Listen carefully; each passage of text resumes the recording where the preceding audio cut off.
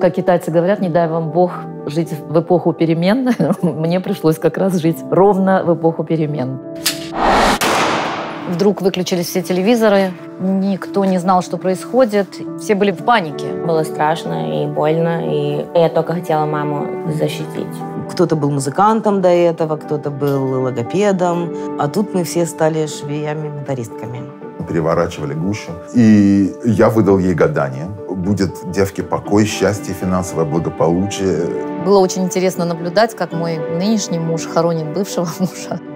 Когда мы шили костюмы на NSYNC, дизайнер забыл рассказать мне, что концерт через 2 дня, и у меня стало получаться. Через полгода я была директором этого центра. Лола Мананова, через полгода я заберу ваш бизнес.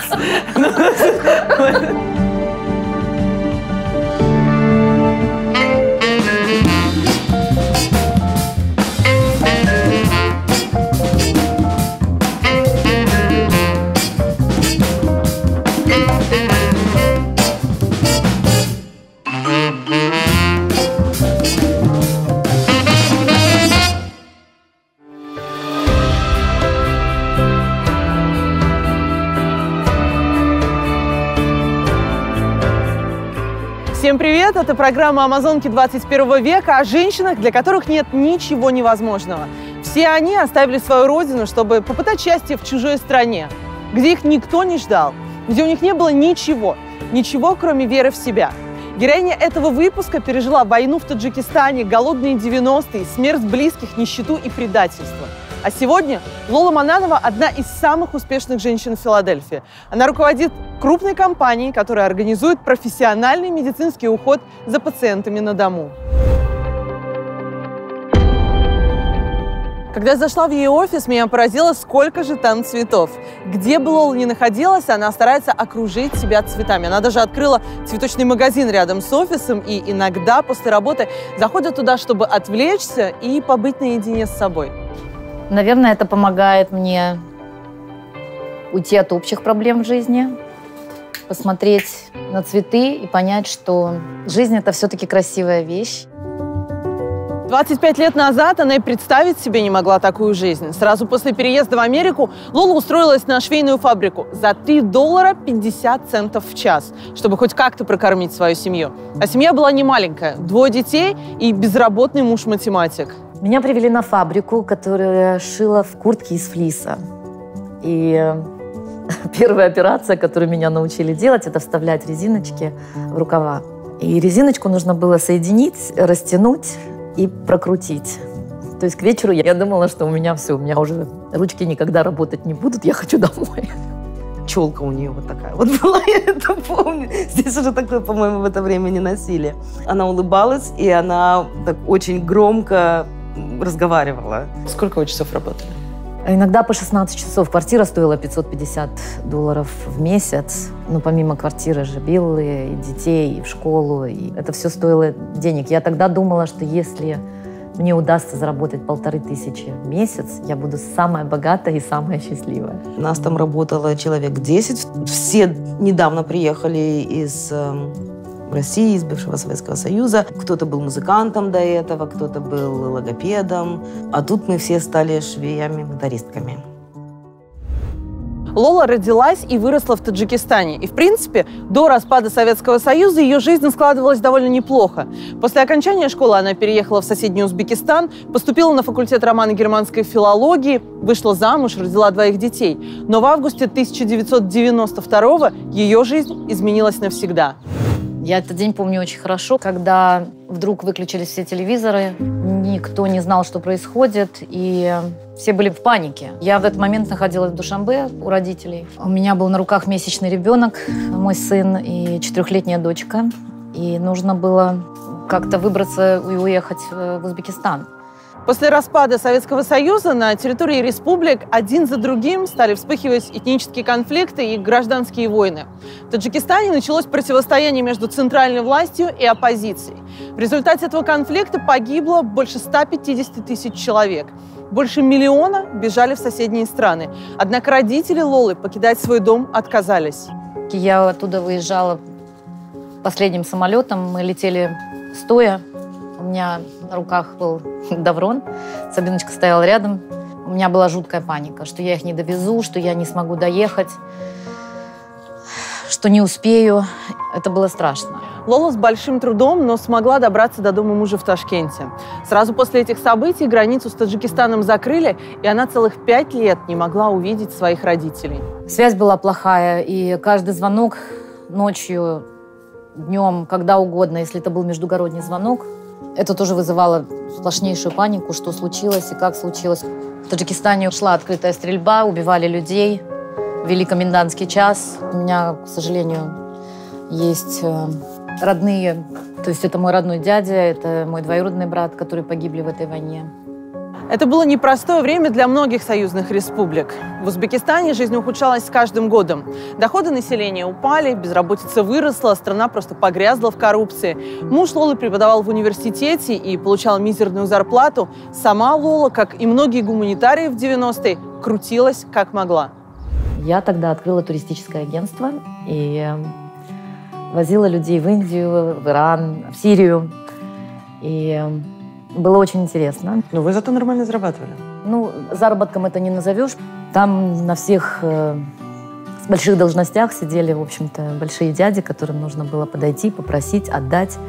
И только после этого получить какое-то разрешение, чтобы этот бизнес выжил. В это время одна из подруг Лолы переезжает жить в Америку и буквально через несколько месяцев присылает им приглашение погостить в Филадельфии. Лола с радостью соглашается, причем изначально семья планирует уехать в Штаты на 6 месяцев, а потом вернуться на родину. Мы, конечно, не учли, что денег, которых мы с собой везем, хватит, может быть, на неделю. Те деньги, которые мы там считали огромными, здесь это ушло на первый, последний месяц квартиру заплатить. Я поняла, что все, надо что-то делать. Так Лола попала на швейную фабрику, с которой началась ее американская история успеха. Она впервые села за швейную машинку и так увлеченно взялась за дело, что уже через полгода получила повышение. Речи о возвращении в Узбекистан уже не шло. И мне на тот момент это все так понравилось, что когда мои знакомые видели, что я шью, они мне говорили: все, ты на Марсе. Потому что я просто уходила в это с головой. У нее все в руках горит. Она шьет практически без выкроек. Она может на что-то посмотреть. Ну да, я приносила ей кусок ткани, она его раскладывала на полу и так начинала резать. Я говорю: подожди, измерь меня. Она говорит: да что, я тебя не знаю, что ли? И получалось все правильно. То есть это, да, Бог ее не обделил талантом, безусловно. Когда ты любишь свое дело по-настоящему, оно всегда отвечает тебе взаимностью и, как правило, в денежном эквиваленте. Лоле больше не надо было никому ничего доказывать, платить взятки, искать какие-то связи, чтобы развивать свою карьеру. Она просто работала с утра до ночи, почти без выходных. Так как я уже была менеджер, и я уже нанимала людей на работу, и пооперационно их учила сама, их сажала на какие-то операции работать и так далее.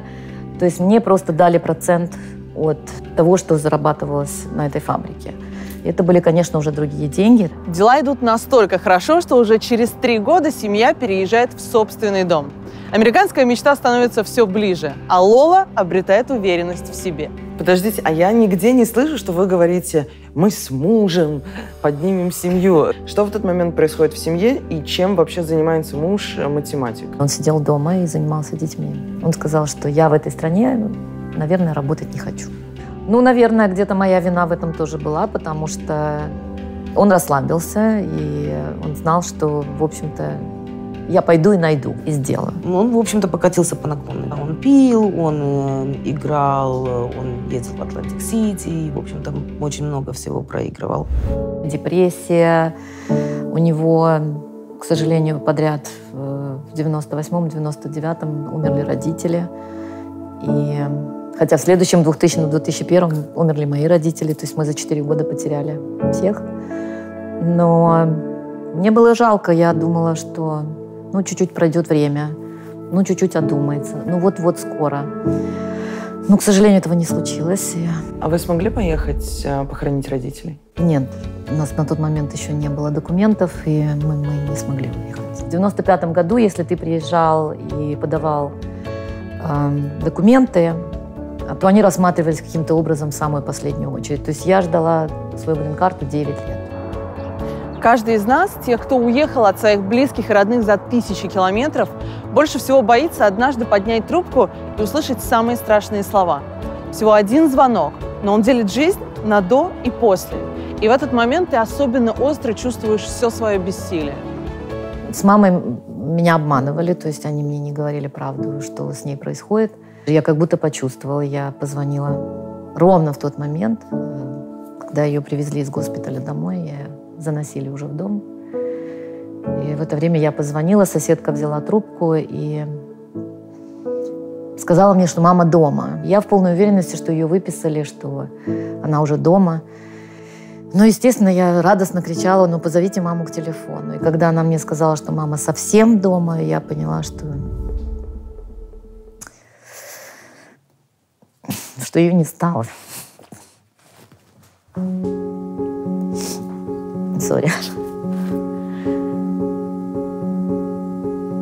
Когда ты не знал, не видел и не участвовал в этом всем, у меня до сих пор ощущение, что я звоню домой, она возьмет трубку. Всегда. Совсем недавно мы с ней разговаривали, и она мне сказала: моя мама умерла как раз вот в том возрасте, в котором я сейчас. И она говорит: я сейчас понимаю, сколько всего она в своей жизни не успела сделать, не успела увидеть, не успела почувствовать. И как бы я еще как бы за нее хочу эту жизнь тоже прожить. Да, это Лола. Это Лола. Одной жизни мало. Есть какой-то вопрос внутренний, чувство вины? А стоило ли оно вообще того? Стоило. Дети уже здесь учились. Я даже не представляю, как бы я их привезла обратно и как бы все тогда сложилось. И ради них нужно было все это пережить, перетерпеть.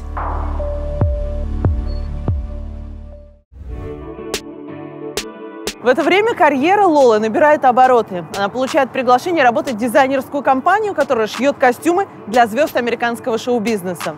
Она попадает в совершенно новый для нее мир. Регулярно ездит в Голливуд, знакомится с актерами, музыкантами и продюсерами.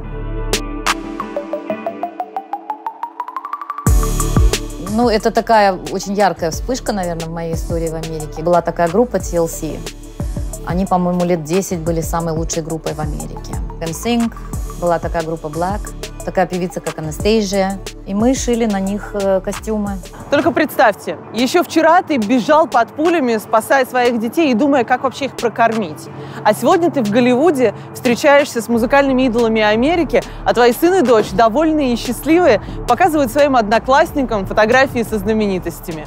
Когда мы шили костюмы на NSYNC, дизайнер забыл рассказать мне, что концерт через 2 дня. И мне пришлось 2 дня и 2 ночи сидеть и доделывать всю эту работу.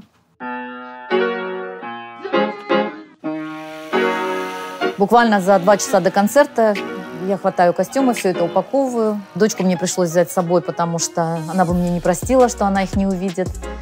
И мы мчимся к этому стадиону. Огромная куча тинейджеров. Ребенок висит на мне, костюмы на мне. Вся эта толпа расступилась. Мы с дочкой зашли. В течение 5 минут мы их надеваем, все в панике. И как только мы буквально стали спускаться по лестницам этой сцены, они взлетели над всем этим стадионом. Это было потрясающее зрелище. У Лолы был реальный шанс остаться в Голливуде. И, возможно, сегодня мы снимали бы совсем другую Лолу, сидящую в своем собственном особняке в солнечной Калифорнии, в окружении звезд. Но жизнь распорядилась иначе. Мы делали костюмы для Анастейжии. Девочка, которая ее продюсировала, она мне, в общем-то, предложила. Она сказала, что было бы здорово, если бы я там осталась. Но я еще на тот момент была замужем за своим первым мужем. Он сказал, что такая карьера мне не нужна, и ехать я туда не могу. Лола воспитывалась в строгих восточных традициях. Муж всегда прав, но что-то тут не сходилось. Прав всегда он, а семью кормить должна она. Муж спивался на глазах. Он проигрывал деньги в казино, стал раздражительным. В семье часто случались скандалы. Плюс он не мог простить Лоле ее успехи в карьере. Вы в этой семье себе на горло наступали только в эмоциональном плане? Или физическую какую-то боль вам тоже доводилось терпеть? Честно, сейчас даже не хочется об этом ни думать, ни вспоминать. Это уже все настолько далеко, поэтому прошла, забыла. А ты помнишь папу? Да, Что ты помнишь о нем? ничего хорошего. Я не помню его трезвым. Самое тяжелое с ним было, когда он нас убил. Он не только с мамой так себя вел, он со мной тоже. И да, было страшно и больно, и я только хотела маму защитить. Это была угроза безопасности? Да. И брат, я всегда ему закрывала дверь, чтобы он ничего не видел. Свои видеогеймы играл, и все. Это был страшный период в их жизни, но что удивило меня больше всего? Лола призналась, если бы это касалось только ее, то она продолжала бы терпеть и старалась сохранить семью. Но когда встал вопрос о безопасности детей, она приняла решение уйти от мужа. Когда мы расходились, я предложила, конечно же, продать дом и разойтись. Дом был оформлен на нас обоих, он отказался. Ну, взяла сумки, взяла детей и ушла. Заработаю на еще один. Да. Серьезно? Да. Но это же глупость. Вы так не считаете? Нет, не считаю. Я считаю, что нельзя жить плохими эмоциями, деля имущество, деля детей. Финансово он очень сильно в этот момент подкосил семью. То она уходила из дома, в общем-то, без ничего. И она переживала, как себя дети чувствуют. Не чувствуют ли они себя обделенными или бедными. Вот такое вот. На тот момент моя знакомая, у нее наверху съехали соседи, она мне позвонила. Я въехала в квартиру без ремонта. Все мои друзья приехали, квартиру отмыли. Кто-то привез занавески, повесил, кто-то какую-то мебель от мамы привез, кто-то... То есть у меня к вечеру был полностью обставленный апартамент. А как это было внутри? Страшно, обидно? Вроде замуж выходила, чтобы... Вот ты хорошо сейчас сказала. Страшно, обидно. Да? Это было страшно, обидно. Единственное, что я забрала из дома, был очень старый холодильник. У меня 2 детей. Когда мой муж вечером позвонил, я думала, он позвонил узнать, как дети, как... Может быть, все-таки начнем сначала, может быть, что-то вернуться. Он спросил, где холодильник. Это было самое обидное. Лола снова начинает жизнь с нуля. Она решила, что не хочет больше работать по найму и открывает собственное ателье. Никакой помощи от мужа ждать не приходилось. Он погряз в долгах, продал их общий дом, а потом и вовсе исчез. Мы все имеем за спиной опыт негативных, некачественных болевых отношений, ситуаций и так далее. Но после падения оценивается, как быстро встал, отряхнулся, сфокусировался и пошел дальше. Они встретились совершенно случайно. Ей 37, ему 28. Он переехал из Москвы в 94-м, закончил колледж по специальности бизнес-администрирования, но был довольно замкнутым по натуре юношей. Человеческому общению он чаще всего предпочитал хорошую книгу. Мы с Сашей были уже до этого знакомы. Саша очень любит читать, и у него очень такой интересный вкус в литературе. И я всегда этому вкусу очень доверяла. А у него все эти книги были.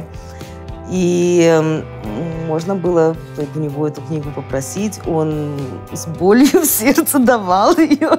Предупреждал сразу же, что нельзя странички загибать, нельзя капать на нее, ничего. Но я аккуратная в этом плане. Типичный библиофил советский. Да. Вот. И книгу нужно было вернуть вовремя. И только тогда тебе давали следующую. И вот это вот был какой-то понедельник, и мне нужно было заехать завести книгу. Она мне позвонила и сказала, что едет не одна, а едет приятельница. Я говорю, ну, тащи приятельницу тоже. И тут явилась Лола. Было интересное ощущение возникло. Я понял, что девушка очень необычная. Умный мальчик, молодой, заканчивает колледж. Но на тот момент, честно, ничего не подумала. Это было просто... Зашли, познакомились. Сварил нам настоящий турецкий кофе, разлил его красиво по чашечкам, таким маленьким, аккуратненьким. И я, как завзятая гадалка, заставил выпить, держала правой рукой, потом переворачивали гущу. И я выдал ей гадание, что будет девке покой, счастье, финансовое благополучие, вечная весна, крупные суммы денег. Что у меня все в жизни будет хорошо, что я встречу замечательного человека, который будет меня любить. Что у меня всегда будут дома живые цветы. Это, наверное, тоже относится к этому гаданию на сегодняшний день. Я его до этого несколько лет знала, я не знала, что он гадает. Он тоже вот. А Саша ей тогда много чего наобещал. Нагадал от души. И, как видите, все сбылось. Несколько месяцев они просто дружили, делились мыслями, проблемами, ну и, конечно, книгами. Очень многим ей помог Саша, когда они познакомились. В общем-то, он ей дал возможность где-то подучиться, где-то просто продержаться на плаву, вплоть до того, чтобы купить продукты детям. В процессе знакомства и узнавания друг друга девушка казалась весьма ровной, сбалансированной в своем уме, что, кстати, редкость в наши дни. А дети, чудные, воспитанные дети, грех жаловаться. Были бы биологические мои, было бы еще гордятся. Сегодня они вместе уже 16 лет. Александр сразу принял детей Лолы как родных и фактически заменил им отца. Последний, кстати, все-таки нашелся через 13 лет после своего исчезновения. Он умер на мое 50-летие. Нам позвонили с Нью-Йорка. Я так понимаю, что он все это время жил в Нью-Йорке. Мы его привезли сюда, похоронили. Мы же приехали сюда одни, никого нет. И не знать, что с ним произошло и где он будет похоронен, я считаю, это было нечестно. Нечестно по отношению ни к нему, ни ко мне, ни к детям. Кстати, Саша очень хорошо поступил. Было очень интересно наблюдать, как мой нынешний муж хоронит бывшего мужа. И всех, конечно, это очень удивило. Такие вещи не программируются и не поддаются каким-то планированиям. Всегда есть какая-то резервная кредитная карточка, ну, у детей, чтобы было кложер, это их биологический отец. То есть я не нахожу в своем поступке ничего такого уж очень сильного, геройского. Я думаю, что так бы поступил на моем месте каждый. Как думаешь, она простила твоего отца? Мама простила папу. Она с братом ходит на могилку, его повестить. Его день рождения было в феврале, они пошли. Я не была там, и только была на похороны, и все. После второго замужества жизнь Лолы начала налаживаться. Ателье приносило неплохой доход, муж занимался развитием собственной карьеры. Они ни в чем не нуждались. Многие женщины в такой ситуации расслабляются и позволяют себе наконец-то выдохнуть. Многие, но только не Лола. Один из друзей предлагает ей заняться маркетингом в Центре помощи для пожилых, и Лола снова берется за совершенно новое для нее дело. У меня стало получаться, и моя любимая, опять же, цифра в годовом эквиваленте, да, через полгода я была директором этого центра. Лола Мананова, через полгода я заберу ваш бизнес. Лолу затягивает новое дело, она проникается историями подопечных и понимает, что именно в этом бизнесе сможет приносить реальную пользу. Вместе с партнерами она создает собственную компанию по медицинскому уходу на дому. Мы стараемся, чтобы люди не попадали в дом престарелых, в семье со своими родственниками, в собственной квартире, на собственной кровати, с собственной посудой. Людям всегда гораздо легче живется. Компания имеет 4 основных департамента. Это взрослые, пожилые люди, которые нуждаются в помощи. Это люди разных возрастов, которым нужна помощь. У нас есть хоспис, то есть это помощь людям, которые неизлечимы. И у нас есть педиатрическое отделение, которым заведую я. Этому бизнесу уже 12 лет. Начиналось все с одной комнаты и 4 человек. Сегодня у Лолы большой офис, на нее работает больше 1000 сотрудников, физиотерапевты, медсестры, логопеды, сиделки, социальные работники. Это связано с моим прошлым. Я потеряла родителей.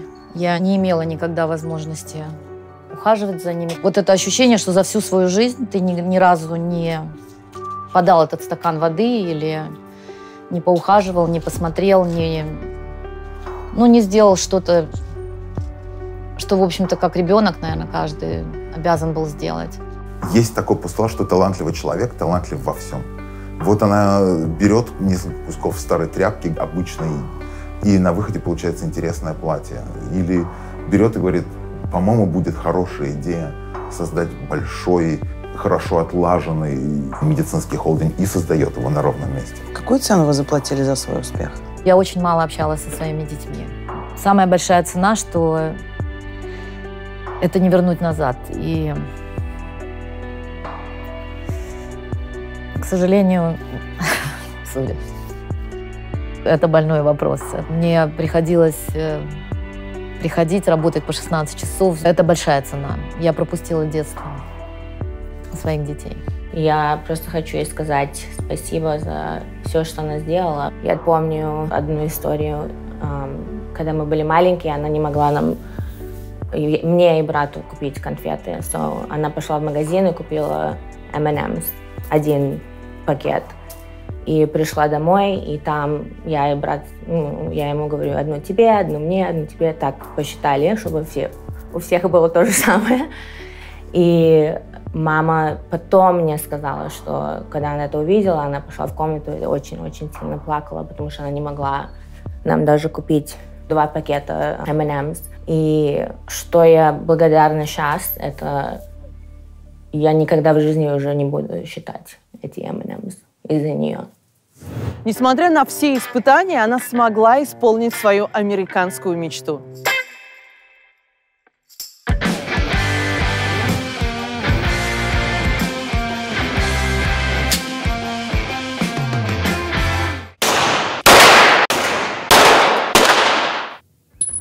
Лола прошла серьезную внутреннюю трансформацию. Из терпеливой девушки, которую с детства учили быть покорной, она превратилась в женщину, которая сегодня диктует свои условия. Она точно знает, чего хочет, и уверена в себе, как никогда. Человек, который так хорошо помнит войну, да, и помнит прекрасно, сколько боли может принести оружие, как сочетается это хобби и все эти воспоминания? Для меня это перешагнуть через свой страх. То, что я стараюсь всегда делать, я пытаюсь не дать прошлому как-то остановить меня, делать что-то новое.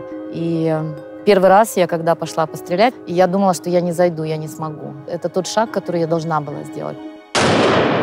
Моя сегодняшняя амазонка одинаково хорошо обращается и с цветами, и с оружием. Жизнь научила ее любить и защищаться. Она стала счастливой сама и сделала счастливыми своих детей.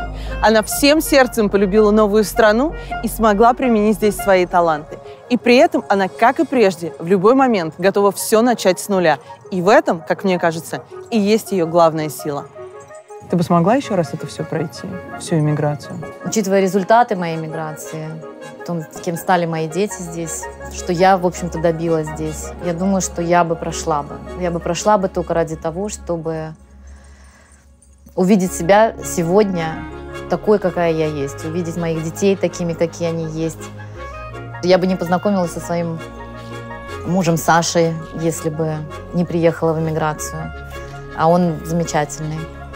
То есть уже видя плоды этой эмиграции, я считаю, что да, смогла бы, обязательно смогла бы.